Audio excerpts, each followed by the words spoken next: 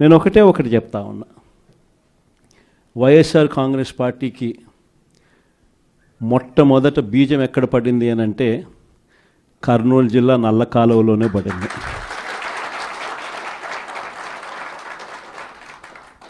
ఆ రోజు కూడా కేవలం ఒక మాట ఇచ్చినాం. ఆ మాట కోసం ఎందాకైనా కూడా పోయిన పరిస్థితుల మధ్య వైఎస్ఆర్ కాంగ్రెస్ పార్టీ ఆవిర్భవించడం, వైఎస్ఆర్ కాంగ్రెస్ పార్టీ ఈరోజు ఒక బలమైన పార్టీగా ఈరోజు రాష్ట్ర చరిత్రలో ఉండడం, దానికి బీజం కర్నూలు నుంచే పడింది. ఆ రోజు నుంచి నాతోనే అడుగులు వేశారు చాలామంది. ప్రతి అడుగులోనూ కూడా ఆ రోజు పార్టీ పెట్టిన రోజు నుంచి ఈ రోజు వరకు గమనిస్తే కూడా మన పార్టీకి ఎవరైనా కూడా సిద్ధాంతం ఏమిటి అని చెప్పి ఎవరైనా కూడా వైఎస్ఆర్ కాంగ్రెస్ పార్టీ ఐడియాలజీ ఏమిటి, సిద్ధాంతం ఏమిటి అని ఎవరైనా ఒక్కసారి కళ్ళు మూసుకొని ఆలోచన చేస్తే కంటికి కనిపించేది రెండు కనిపిస్తాయి. ఒకటి, విలువలతో కూడిన రాజకీయాలు చేయడం. రెండవది, విశ్వసనీయత అన్న పదానికి అర్థం చెప్పిన పార్టీ ఏదైనా రాష్ట్ర చరిత్రలో ఉంది అంటే అది వైఎస్ఆర్ కాంగ్రెస్ పార్టీ అని చెప్పి కూడా గర్వంగా చెప్తాం. నిజంగా ఈ రెండు పదాలే వైఎస్ఆర్ కాంగ్రెస్ పార్టీ నడిపించి, అదే మాదిరిగా ఒక నాయకుడిగా గట్టిగా ఈ సిద్ధాంతాలను నమ్మి ఒక నాయకుడిగా అడుగులు ముందుకు వేశాను. నాలో ఈ గుణాలను చూసి మీరంతా కూడా నాకు తోడుగా ఇన్ని సంవత్సరాల పాటు అడుగు వేశారు. ఈరోజు నేను ఒకటి చెప్తా ఉన్నా. రాజకీయాలలో గెలుస్తాం, ఓడిపోతాం, ఇది వేరే విషయాలు. కానీ ఈ రోజుకి కూడా ఖచ్చితంగా ఒకటైతే చెప్తాను. వైఎస్ఆర్ కాంగ్రెస్ పార్టీకి సంబంధించిన ఏ నాయకుడైనా కూడా, ఏ జెడ్పీటీసీ అయినా, ఏ ఎంపీటీసీ అయినా, ఏ సర్పంచ్ అయినా, ఏ వార్డు మెంబర్ అయినా, ఏ కార్యకర్త అయినా కూడా, జిల్లా స్థాయి నుంచి గ్రామ స్థాయి వరకు ఏ నాయకుడైనా, ఏ కార్యకర్త అయినా కూడా గర్వంగా కాలర్ ఎగరేసుకొని ఏ ఇంటికైనా వెళ్ళి ఆ ఇంట్లో చిక్కటి చిరునవ్వుల మధ్య వాళ్ళ ఆశీస్సులు తీసుకునే కెపాసిటీ, వాళ్ళ ఆశీస్సులు తీసుకునే పరిస్థితి ఏ నాయకుడికైనా ఉంది అని అంటే అది ఒక్క వైఎస్ఆర్ కాంగ్రెస్ పార్టీ నాయకులకు మాత్రమే ఉందని గర్వంగా చెప్పగలం. ఎందుకనంటే మనం రాకమునుపు రాజకీయాలు ఒక మాదిరిగా ఉండి, మనం వచ్చిన తర్వాత రాజకీయాలకు అర్థం ఇది అని చెప్పి తిరగరాసిన చరిత్ర ఏ పార్టీకైనా ఉంది అని అంటే అది ఒక వైఎస్ఆర్ కాంగ్రెస్ పార్టీకి మాత్రమే ఉంది అని కూడా గర్వంగా చెప్పగలుగుతా. మనమంతా ప్రజల తరపున వాళ్లకు తోడుగా నిలబడాల్సిన సమయం వచ్చింది. గ్రామ స్థాయి నుంచి మనం బలోపేతం, మళ్ళీ ఆర్గనైజ్డ్గా బలోపేతం జరగాలి. జిల్లా స్థాయిలోనూ, మండల స్థాయిలోనూ, గ్రామ స్థాయిలోనూ, ప్రతి స్థాయిలోనూ కూడా మనమంతా కూడా క్యాడర్ను మొత్తం ఏకం చేయాలి, ఆర్గనైజ్డ్ పద్ధతిలోకి తీసుకొని రావాలి. ప్రతి సమస్యలోనూ ప్రజలకు తోడుగా ఉండే కార్యక్రమం ముమ్మరంగా అడుగులు వేయాల్సిన అవసరం వచ్చింది. ఈరోజు జరుగుతూ ఉన్న పరిస్థితులు, విషయాలు కూడా మీ అందరికీ కూడా తెలుసు. రెడ్ బుక్ రాజ్యాంగంలో ఎలా జరుగుతూ ఉన్నాయన్నది కూడా మీ అందరికీ కూడా తెలుసు. చంద్రబాబు నాయుడు గారు అనే వ్యక్తి ముఖ్యమంత్రిగా ఉన్నాడు. మామూలుగా ముఖ్యమంత్రిగా ఉన్న వ్యక్తికి ఒక హుందాతనం ఉంటుంది. ఈ మనిషికి ఆ హుందాతనం లేదు. ఈ మనిషికి ఏదైనా కూడా తాను ముఖ్యమంత్రి కాబట్టి ఏ పదవైనా తనకే కావాలి, తనకు సంఖ్యాబలం లేకపోయినా తనకే కావాలి అన్న అహంకారంతో ఈరోజు చంద్రబాబు నాయుడు రెడ్ బుక్ పాలన సాగిస్తూ ఉన్నాడు.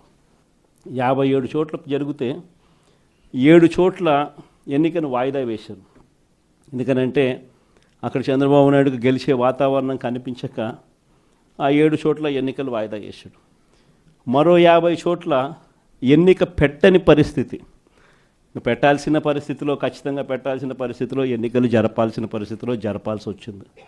ఆ వచ్చిన చోట్ల కూడా 50 చోట్లలో 39 చోట్ల వైఎస్ఆర్సీపీ క్యాడర్ తెగింపుతో గట్టిగా నిలబడింది. నిజంగా ఆ తెగింపు వైఎస్ఆర్సీపీ క్యాడర్ చూపించింది కాబట్టి చంద్రబాబు నాయుడు గారు ఏమీ చేయలేకపోయాడు. ఎంత దారుణంగా చంద్రబాబు నాయుడు గారు అనే వ్యక్తి ప్రవర్తిస్తూ ఉన్నాడు అన్నదానికి నిదర్శనం. ఎక్కడా కూడా చంద్రబాబు నాయుడు గారికి మెజారిటీ లేదు. ప్రతి చోట కూడా వైఎస్ఆర్సీపీ కోవిడ్ తర్వాత జరిగిన ఎన్నికలు, అంటే 2 ఏళ్ల తర్వాత జరిగిన ఎన్నికల్లో 2.5 సంవత్సరం 2.5 సంవత్సరం తర్వాత ఎన్నికలు జరిగాయి. ఆ ఎన్నికల్లో వైఎస్ఆర్ కాంగ్రెస్ పార్టీ స్వీప్ చేసిన పరిస్థితులు మనందరికీ కూడా తెలుసు. ఎక్కడా కూడా చంద్రబాబు నాయుడుకు బలం లేదు. బలం లేకపోయినా కూడా చంద్రబాబు నాయుడు గారు ఆయనకున్న అహంకారంతో ప్రలోభాలు పెడుతూ భయపెడుతూ ఉచ్చల విడిగా ఏ రకంగా చంద్రబాబు నాయుడు గారు రెడ్ బుక్ రాజ్యాంగంలో ప్రతి పదవి తనకే కావాలి అని చెప్పి తపన పడుతూ చంద్రబాబు నాయుడు గారు ఏ రకంగా చేశారు అన్నది మనమంతా కూడా చూసాం. ఎందుకు చంద్రబాబు నాయుడు గారు ఇవన్నీ చేస్తూ ఉన్నారు అన్నదానికి ఒక్కొక్కసారి నాకు అర్థం కాల. ఎందుకు అబ్బాయి మనిషికి బలం లేదు, సంఖ్యాబలం లేదు, లేకపోయినా కూడా ఎందుకు ఇంత దౌర్జన్యాలు చేస్తా, ఇంత అప్రజాస్వామికంగా ఎందుకు చేస్తూ ఉన్నాడు అని చెప్పి. ఎందుకు చేస్తూ ఉన్నాడో తెలుసా? కారణం వైఎస్ఆర్ కాంగ్రెస్ పార్టీ అంటే చంద్రబాబు నాయుడుకు భయం. వైఎస్ఆర్ పార్టీ కార్యకర్త అంటే చంద్రబాబు నాయుడు గారికి భయం. ఎందుకనంటే చంద్రబాబు నాయుడు గారు సూపర్ 6 ఫెయిల్ అయ్యాడు, సూపర్ 7 ఫెయిల్ అయినాడు. చంద్రబాబు నాయుడు గారి పాలనలో వ్యవస్థలన్నీ కూడా పూర్తిగా నీరు గారిపోయినాయి. ఇలాంటి పరిస్థితిలో ప్రజలందరూ కూడా తెలుగుదేశం పార్టీకి సంబంధించిన క్యాడర్ ఎవరూ కూడా ప్రజల దగ్గరికి వెళ్ళే పరిస్థితి లేదు. చంద్రబాబు నాయుడు గారి క్యాడర్, ఆయనకు సంబంధించిన ఎంపీటీసీలు కానీ, ఆయనకు సంబంధించిన కార్యకర్త కానీ ఎవరైనా కూడా ప్రజల దగ్గరికి వెళ్తే ఇంట్లో నుంచి చిన్న పిల్లలు సైతం క్యాడర్ను కూడా తిరగనిచ్చే పరిస్థితి ఉండదు. క్యాడర్ను సైతం, చిన్నపిల్లలు సైతం ఇంటికి పోతూనే మా 15,000 సంగతి ఏమిటి అంటారు. అమ్మలు మా 18,000 సంగతి ఏంటి అని అంటారు.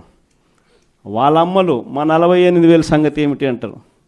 ఇంట్లో రైతన్నలు మా 26,000 సంగతి ఏమిటి అని, ఉద్యోగం ఎతికే పిల్లలు మా 36,000 సంగతి ఏమిటి అని చెప్పి ఇలా ప్రతి ఒక్కరూ ఇంట్లో ప్రశ్నిస్తారని కనీసం క్యాడరు, కనీసం ఇండ్లకు కూడా పోని పరిస్థితిలో చంద్రబాబు నాయుడు గారి పార్టీ ఈరోజు పరిపాలన సాగిస్తూ ఉంది.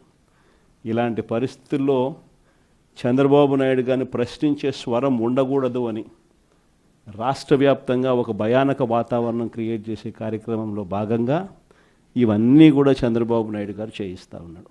ప్రజాస్వామ్యంలో ఎప్పుడూ కూడా మనుషులకు మంచి చేయాలి, మనుషులకు మంచి చేసి వాళ్ళ గుండెల్లో స్థానం సంపాదించుకొని, వాళ్ళ మనసుల్లో స్థానం సంపాదించుకొని ఒక నాయకుడు అనేవాడు పాలన చేయాలి.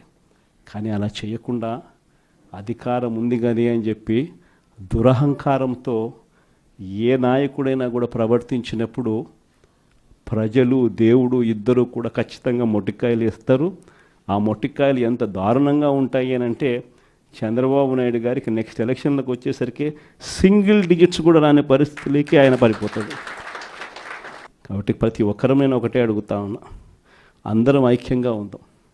మొన్న కూడా చూసాం, చంద్రబాబు నాయుడు గారు భయపడిచ్చే ప్రయత్నాలు ఎక్కువ చేస్తాడు. మొన్న రామగిరిలో మనం అంతా చూసాం ఏం జరిగిందో. రామగిరి మండలంలో 10 ఎంపీటీసీలు ఉంటే 9 వైఎస్ఆర్సీపీ 9 గెలిచింది.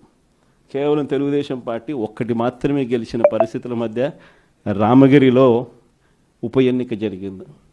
మరి 9 గెలిచిన వైఎస్ఆర్సీపీ గెలుస్తుందా? కేవలం 1 గెలిచిన తెలుగుదేశం పార్టీ గెలుస్తుందా? ఎవరికైనా అర్థమవుతుంది 9 గెలిచిన వైఎస్ఆర్సీపీనే ఆ ఉప ఎన్నికల్లో గెలుస్తుంది అని. కానీ ఆ ఎన్నికల్లో ఆ రిజల్ట్ను తారుమారు చేసేందుకు ఏకంగా పోలీస్ ప్రొటెక్షన్తో ఎంపీటీసీలు ప్రయాణం చేయాల్సి వచ్చింది. మా ప్రాణాలకు ముప్పు ఉంది, మాకు భద్రత కల్పించని కోర్టుకు పోతే కోర్టు పోలీసు భద్రతతో వారిని ఎలక్షన్ హాల్లోకి తీసుకొని పోమని చెప్తే ఈ పోలీసులు ఎంత అన్యాయంగా తయారయ్యారంటే పోలీసులే ఈ ఎంపీటీసీలను బెదిరించే కార్యక్రమాలు సాక్షాత్తు పోలీసులే చేపట్టారు. రామగిరికి సంబంధించిన అదే మండలానికి సంబంధించిన ఎస్ఐ వీళ్ళ వెహికల్లో ఎక్కుతాడు. ఎక్కి ఈ ప్రతి ఎంపీటీసీలతోనూ వీడియో కాల్తో ఆ పక్క ఎమ్మెల్యేతోనూ ఎమ్మెల్యే కొడుకుతోనూ మాట్లాడిస్తారు. వాళ్ళు భయపడిస్తారు.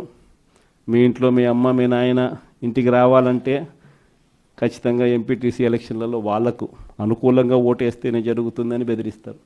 అయినా కూడా మన ఎంపీటీసీలు ఎక్కడా కూడా తలగ్గకపోయేసరికి ఎలక్షన్ టైం దాటిపోయేదాకా వాళ్ళని తిప్పుతూ ఎంపీడీఓ కార్యాలయానికి తీసుకొని పోకుండా కోరం లేదని ఎన్నిక వాయిదా. తర్వాత వాళ్ళందరినీ పెనుగొండకు తీసుకుపోయారు. అక్కడికి తీసుకుని పోయి అక్కడ వాళ్ళందరినీ బైండ్ ఓవర్ చేసే కార్యక్రమం వీళ్ళు చేస్తారు.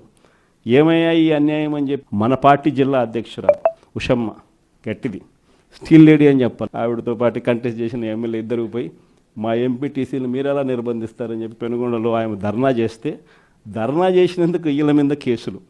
వీళ్ళు మా పార్టీకి సంబంధించిన మా ఎంపీటీసీలకు తోడుగా నిలబడేదానికి వీళ్ళు పోతే వీళ్ళ మీద కేసులు పెట్టి అరాచకం సృష్టించే కార్యక్రమం ఇద్దరితో ఆగల. మళ్ళీ రామగిరిలో మళ్ళీ ఎన్నిక జరపాల్సి వస్తుంది కాబట్టి భయానక వాతావరణం క్రియేట్ చేయడం కోసం అని చెప్పి లింగమయ్య అని చెప్పి మన పార్టీకి సంబంధించిన ఒక కురుబ నాయకుడు, ఒక బీసీ నాయకుడు ఏకంగా యాక్టివ్గా ఉన్నాడు అని ఆ మనిషిని కొట్టి చంపారు. నిజంగా ఆశ్చర్యం అనిపించింది, బాధ అనిపించింది. ఎందుకు ఈ రాజకీయాలు ఈ స్థాయికి దిగజారుస్తున్నారు అని చెప్పి. అరే మంచి చెయ్యి, సూపర్ 6 హామీ ఇచ్చినాం, సూపర్ 7 హామీ ఇచ్చినాం, పిల్లలకు చేయాల్సిన ఫీజు రియంబర్స్మెంట్ బకాయిలు పెండింగ్లో పెట్టాం, ఆరోగ్యశ్రీ బకాయిలు పెండింగ్లో పెట్టాం, రైతులకు అన్యాయం చేస్తూ ఉన్నాం. ఇవన్నీ సరిదిద్దుకొని మంచి చెయ్యి, ప్రజల మనసుల్లో స్థానం సంపాదించుకుంటే ఆటోమేటిక్లీ ప్రజలు ఓట్లు వేస్తారు. కానీ ఈ మాదిరిగా దిగజారిపోయి మనుషులను చంపే స్థాయిలో రాజకీయాలు చేయడం మొదలు పెడితే, దానికి పోలీసులను ఉపయోగించుకునే కార్యక్రమం చేస్తే వ్యవస్థలు ఎంత దిగజారిపోతాయి అని చెప్పడానికి పూర్వపు రోజుల్లో మనం అంతా బీహార్ గురించి మాట్లాడేవాళ్ళం. బీహార్లో ఎలా ఉండేటివి, బీహార్లో అలా ఉండేటివి అని. ఈరోజు బీహార్ గురించి మాట్లాడాల్సిన పనుల ఆంధ్ర రాష్ట్రం ఎలా ఉంది అని చెప్పి చూస్తే బీహార్ను మించిపోయిన పరిస్థితిలో ఆంధ్ర రాష్ట్రం కనిపిస్తూ ఉంది. ఈరోజు ఆంధ్ర రాష్ట్ర పరిస్థితి. ఇలాంటి పరిస్థితుల మధ్య మనం యుద్ధం చేస్తూ ఉన్నాం. మీ అందరికీ నేను ఒకటే చెప్తా ఉన్నా, కష్టాలు శాశ్వతం కాదు. ఒక చీకటి వచ్చిన తర్వాత ఖచ్చితంగా వెలుతురు వస్తుంది. ఇది ప్రతి ఒక్కరూ గుర్తుపెట్టుకోండి. చూస్తూ కన్ను మూసుకుంటే 3 ఏళ్ళు కూడా అయిపోతుంది. ఈ 3 ఏళ్ళు మాత్రం గట్టిగా తోడుగా నిలబడండి, నాకు తోడుగా నిలబడండి, ప్రజలకు తోడుగా నిలబడండి. ఆ తర్వాత మళ్ళీ వైఎస్ఆర్ కాంగ్రెస్ పార్టీ మళ్ళీ అధికారంలోకి ఖచ్చితంగా వస్తుంది. ఈసారి జగన్ 2 పాలన ఖచ్చితంగా జరుగుతుందని మాత్రం చెప్తాను. ఈసారి జగన్ 2 పాలనలో మాత్రం ప్రతి కార్యకర్తకు మీ జగన్ తోడుగా ఉంటాడని ఖచ్చితంగా చెప్తాను. కాబట్టి ఖచ్చితంగా ఈ 3 ఏళ్ళు ప్రజల తరపున నిలబడదాం, ప్రజల కోసం పోరాడదాం. విలువలు విశ్వసనీయతతో కూడిన రాజకీయాలకు YSR Congress party care of అడ్రస్గా ఎప్పటికీ నిలుస్తుందన్న సంకేతం ఖచ్చితంగా ఇద్దామని చెప్పి మీ అందరు. చంద్రబాబు నాయుడు గారు మనకు తెలియకుండా ప్రతి ఇంటికి తాను మోసం చేశాడు, ప్రతి ఇంటికి తన మనుషులను పంపించాడు, ప్రతి ఇంటికి వాళ్ళ ఎమ్మెల్యేలందరూ కూడా తిరిగారు, ప్రతి ఇంటికి వాళ్ళ కార్యకర్తలు వెళ్ళారు, ప్రతి ఇంట్లోనూ కూడా కరపత్రాలు పంచారు, ప్రతి ఇంట్లోనూ కూడా ఇదిగోమ్మ చంద్రబాబు నాయుడు గారు బాండు పంపించినారు, ఆ బాండు పత్రాలు ఇదిగోమ్మ అని చెప్పి కూడా బాండు పత్రాలు కూడా ఇచ్చినారు. ఇంట్లో ఎవరు కనపడినా మోసం చెయ్యని సెక్షన్ అనేది లేకుండా ప్రతి ఒక్కరికి కూడా చెప్పుకొచ్చారు. దీనివల్ల ఏం జరిగిందంటే ఒక 10% ప్రజలు నమ్మినారు. జగన్ చేయగలిగినాడు కదా, అది కూడా ఒక రకంగా తప్పు మందేనేమో, ఎందుకంటే జగన్ చేయగలిగినాడు కదా, కాబట్టి జగన్ చేశాడు కాబట్టి చంద్రబాబు నాయుడు జగన్ చేసేటివన్నీ చేస్తానని చెప్తున్నాడు, అది కాక ఇవన్నీ చేస్తానని కూడా చెప్తా ఉన్నాడు. కాబట్టి చేస్తాడేమో, మనిషి మారినాడేమో అని చెప్పి కొద్దో గొప్ప ఒక 10% ప్రజలు ఆయన మాటలు నమ్మడం, దాంతో 50% ఇంతకు ముందు వచ్చిన ఓట్ షేర్ మంది 40% ఓట్ షేర్కు ఒక 10% ప్రజలు నమ్మి అటువైపున కొంచెం చెయ్యి అలా పోయింది. కానీ ఈరోజు 11 నెలలు గడిచాయి. 11 నెలలు గడిచిన తర్వాత ఒక బడ్జెట్ అయిపోయింది. ఆయన అధికారంలోకి వచ్చిన వెంటనే ఒక బడ్జెట్ ప్రవేశపెట్టినాడు. 2వ సంవత్సరం బడ్జెట్ కూడా ప్రవేశపెట్టేసినాడు. సరే 2 బడ్జెట్లు అయిపోయినాయి. 5 బడ్జెట్లలో 2 బడ్జెట్లు అయిపోయినాయి. 11 నెలల టైం అయిపోయింది.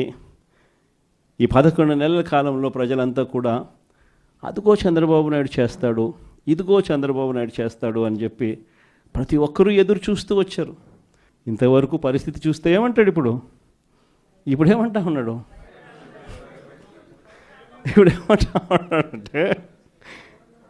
ఏమంటా ఉంటే అప్పుడు మాట చెప్పినాను కానీ ఇప్పుడు భయం వేస్తూ ఉంది అని అంటున్నాడు. అప్పుడు మాట చెప్పినాను కానీ ఇప్పుడు భయం వేస్తూ ఉందని అంటున్నాడు. అందరితో ఆగిపోవడంలా చెయ్యకుండా ఉండడం కోసం అబద్ధాలు నోట్లో నుంచి చెయ్యకుండా ఉండడం కోసం, అది కూడా అక్కడ నిజాయితీ లేదు, నీతి లేదు, చెయ్యకుండా ఉండడం కోసం రాష్ట్ర అప్పులు ఓసారి 12 లక్షల కోట్లు అంటాడు, ఓసారి 10 లక్షల కోట్లు అంటాడు, ఓసారి 11 లక్షల కోట్లు అంటాడు. ఏదో ఒక అబద్ధం, ప్రతిరోజు ఒక అబద్ధం